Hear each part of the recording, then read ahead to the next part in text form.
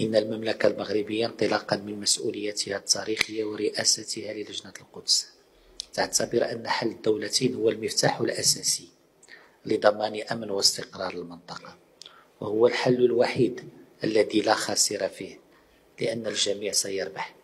الفلسطينيون سيربحون حريتهم وكرامتهم، والإسرائيليين أمنهم واستقرارهم، والمنطقة بأسرها فرصها في التنمية والتقدم.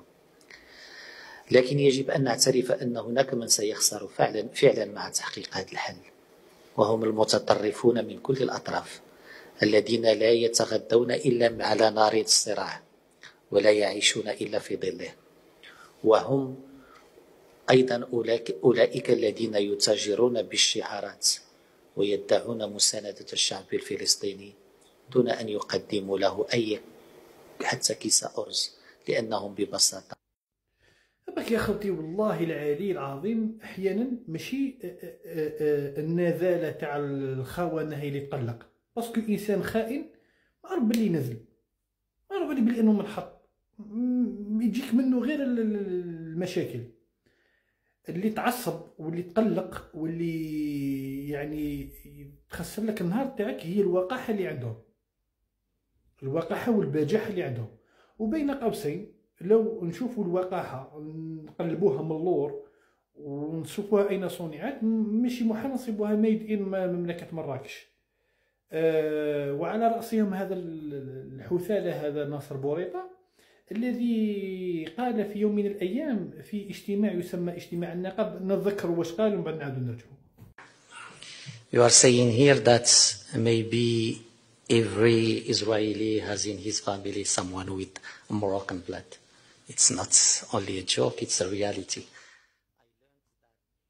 يسمى هذا اللي يقول لي كل مراكشي دم إسرائيلي، أو لكل إسرائيلي دم مراكشي، يجي يعطينا دروس في القضية الفلسطينية ويتكلم عن الشعارات، واللي الآن في الوقت الحالي بلاده تستضيف فرقة من لواء جولاني التي صالت وجدت في أرواح الفلسطينيين. يعني ما كاش اللي ما يعرفش لواء جولاني الآن في الوقت الحاضر.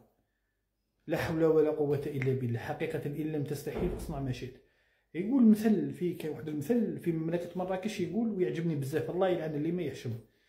أقسم لك بالله العظيم كي ولا الأمثلة اللي يضربوا بهم الأمثلة في التطبيع والخيانة في الأمة العربية، يعطونا شعارات، وأيضا يحاولون حصر القضية الفلسطينية أو المشكلة الفلسطينية في كيس أرز في البطون. لا أخي الكريم، المشكل الفلسطيني ليس متعلق بالارز، ولكن ليس غريب على بلاد المطيشه والخيز واللي فيهم الناس ماتوا في الطوابير من اجل شكاره سميد.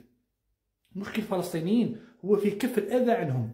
المشكل الفلسطينيين في انه بلادك ما تحطش يدها مع يد الكيان الصهيوني، واللي بلادك اللي تستضيف في الموانئ تاعها البوارج وايضا السفن الحربيه اللي تذهب لقطاع غزه اللي دير واش دير، والاموال تاعك اللي يدعى في الاقتصاد الكيان الصهيوني. هذا هو الصح ديال هادو صوالح الغيهم من بعد حوس على كيس الارز. المشكل مش في كيس الارز، كيس الارز يقدر يدخلوا الاندونيسي البنغلاديشي اليمني السوري العير، هذاك مش مشكل. هذاك المشكل في الشيء اللي راك دير فيه نتايا واللي كيفك. بون انت راك في القمه، انت والامارات راكم في القمه، انتم راكم في الرياده، ثم سعيد عويطه في التطبيع وفي النزاله. هذا الصواحب بدا بهم ومن بعد حوس على كيس الارز. الله يعلي ما يحشم.